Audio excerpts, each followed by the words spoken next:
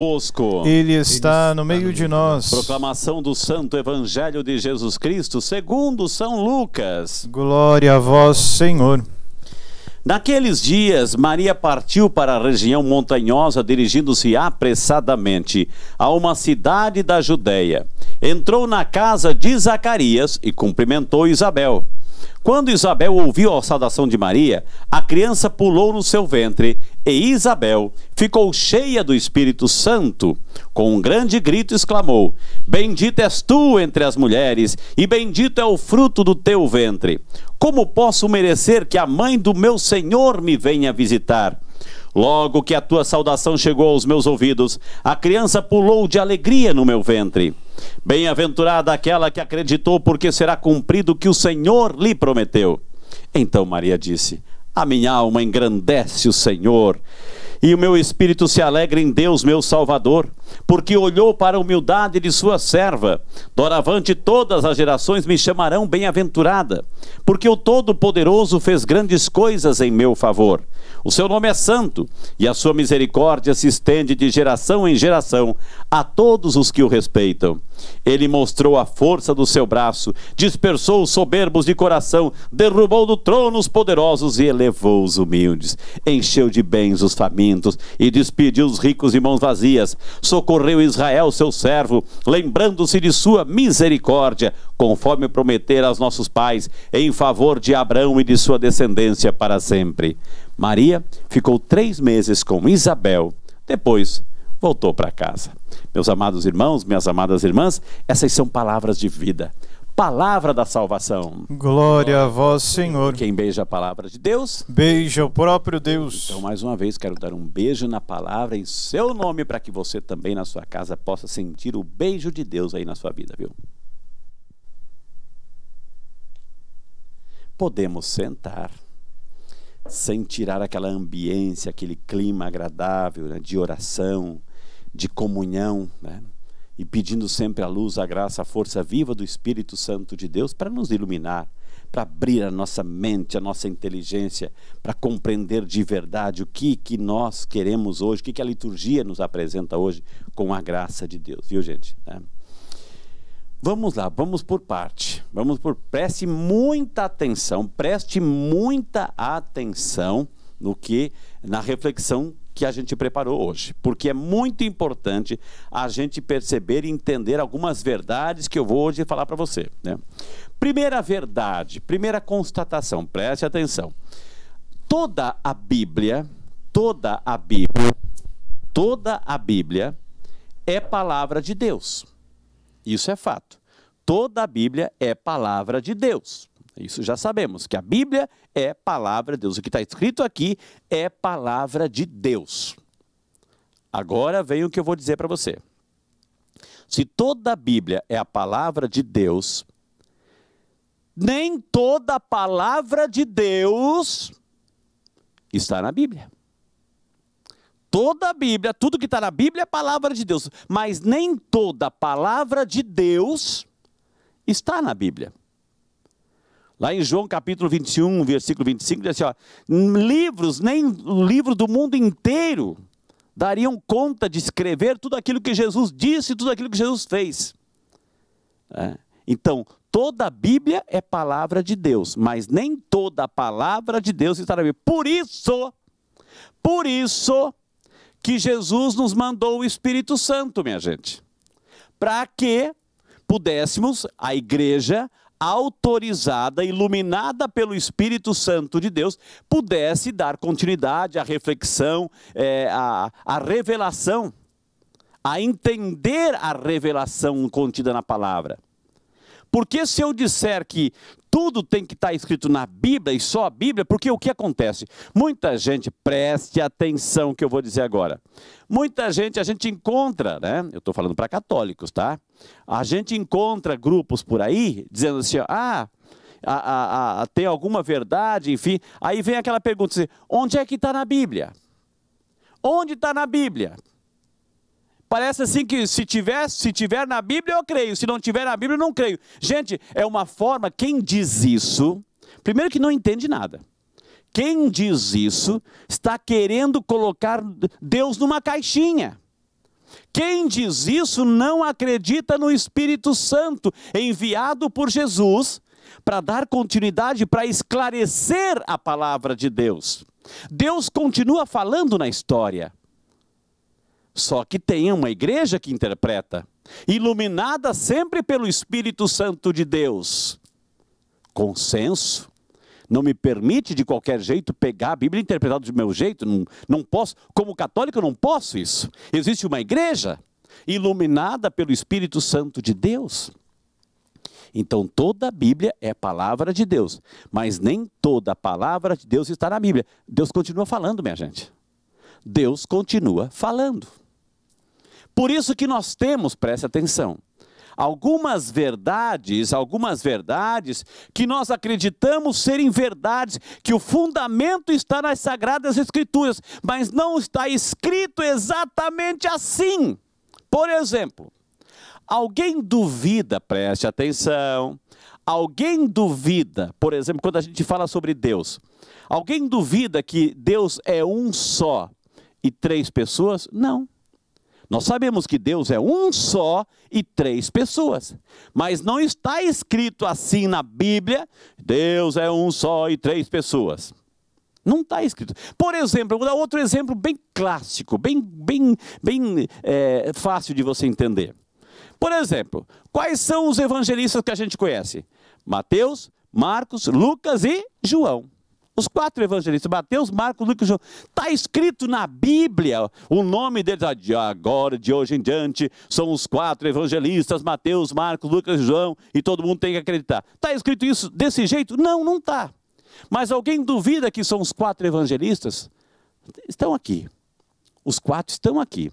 Por exemplo, alguém duvida, não está escrito, você pode pegar o Novo Testamento inteiro, e você pode procurar. Não está escrito no Novo Testamento. Os livros do Novo Testamento são 27. A quantidade de livros do Novo Testamento são 27. Não está escrito isso. Mas alguém duvida que são 27? Não, ninguém duvida. Alguém aprovou. Alguém reconheceu os quatro evangelistas. Tinha mais evangelhos. Alguém reconheceu os quatro.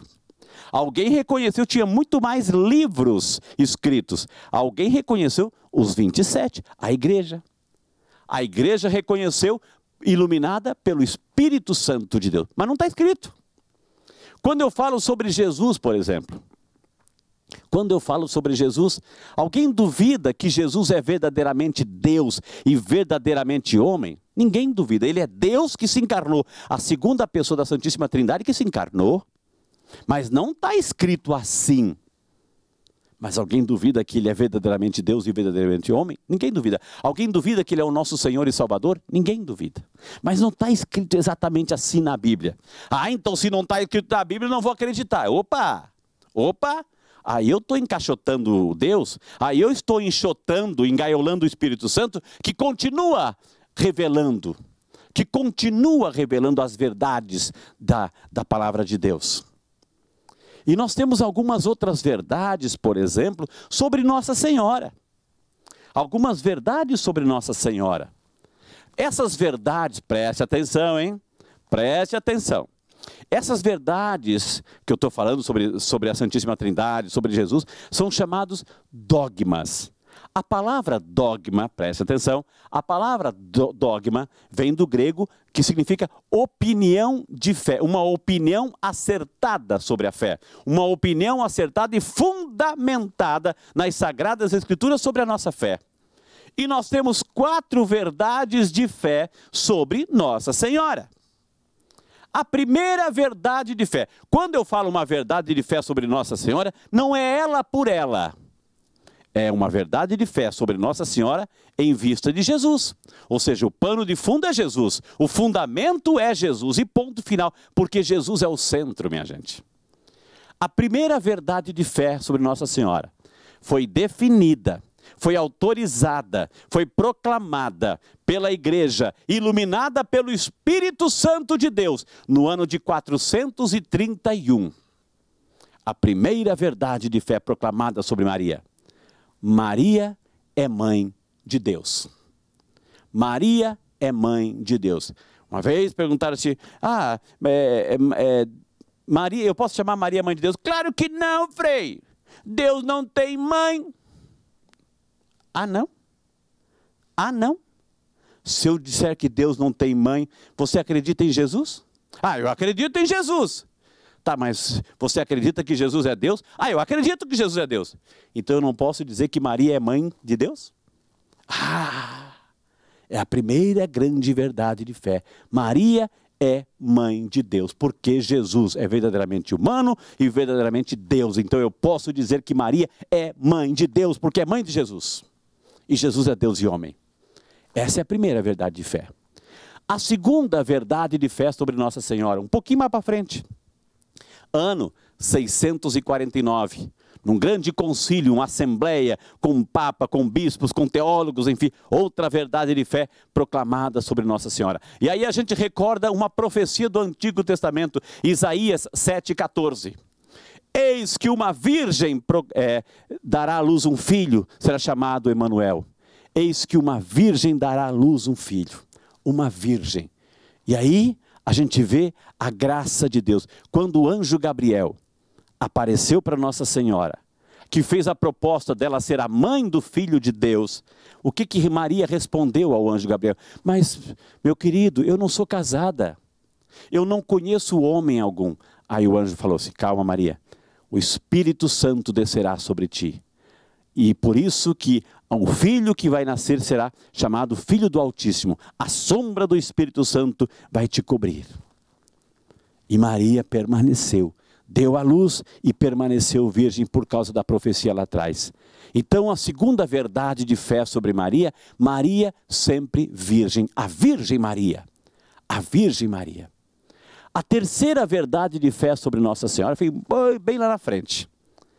8 de dezembro de 1854. Está anotando?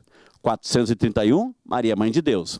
649, ao dogma da virgindade de Maria. 8 de dezembro de 1854.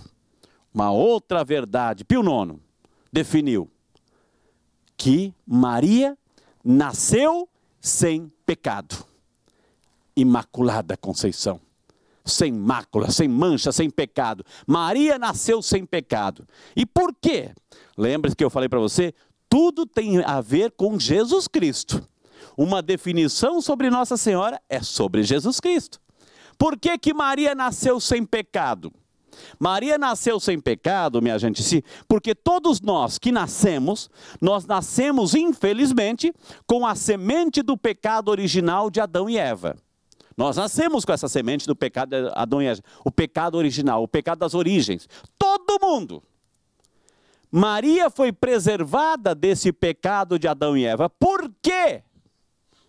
Porque se ela tivesse nela o pecado de Adão e Eva, o pecado original, lá atrás, se ela desse a luz a Jesus, e se Jesus também, se ela tivesse a mancha do pecado original, Jesus nasceria com a mancha do pecado original. E se Jesus nascesse com a mancha do pecado original, ele não podia ser o Salvador, porque ele também precisaria ser salvo. Então Maria, pelos méritos de Cristo, foi preservada da mancha do pecado original para que ela pudesse dar à luz aquele que deveria nascer sem pecado para salvar a humanidade de todos os pecados. 8 de dezembro de 1854 foi proclamada esta verdade. E o último, muita gente está viva. Muita gente está viva sim, ou seja, estava lá no início, né, quando foi proclamada essa verdade. 1º de novembro de 1950, Papa Pio XII, a grande verdade de fé, terminada a sua peregrinação aqui na terra, tão logo Maria fechou o olhinho, ela foi elevada ao céu, de corpo e alma. Tão logo ela fechou o olhinho, ela foi elevada. Diferente de Jesus. Jesus, a ascensão, ele subiu por conta própria, pela força dele. Maria não, Maria foi de elevador. Maria foi de elevador, Maria foi levada, elevada aos céus, de corpo e alma. Essa é a grande verdade de fé. E o que significa isso? Tá, mas o Frei explicou as 4 grandes verdades de fé, mas o que isso implica para nós? O que isso tem a ver com a nossa vida? Aí que está, minha gente. Aí que está a grande revelação e o grande comprometimento do significado da festa de hoje. Primeira verdade. Maria, todos nós, presta atenção, todos nós vamos morrer um dia. Vamos morrer um dia. Isso é fato. O que acontece no momento de nossa morte? O corpo fica. O corpo fica. Vai ser sepultado. Eres pó e ao pó voltarás.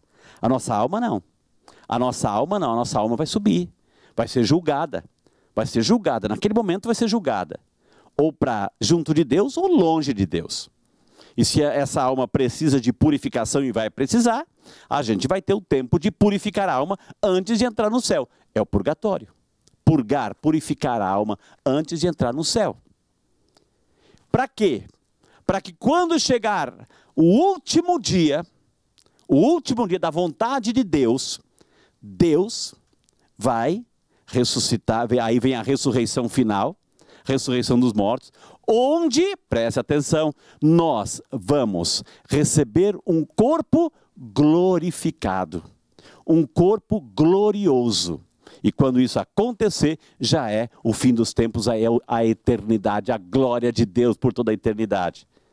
Enquanto isso, as almas estão lá, ou se purificando, ou esperando a ressurreição do último dia para receber um corpo glorificado. Com Maria não. O que acontece com Maria hoje, a alegria de Maria, eu fico imaginando a alegria de Maria saber que está subindo ao céu. A alegria de Maria, a festa da Assunção é a antecipação daquilo que nós queremos. Para nos lembrar, agora vem as grandes verdades, presta atenção, para nos lembrar de algumas coisas, que a nossa morada não é aqui. Que a nossa morada não é aqui, é no céu. Outra verdade, que a nossa história conta para Deus. A nossa história conta, a minha história, a sua história conta para Deus.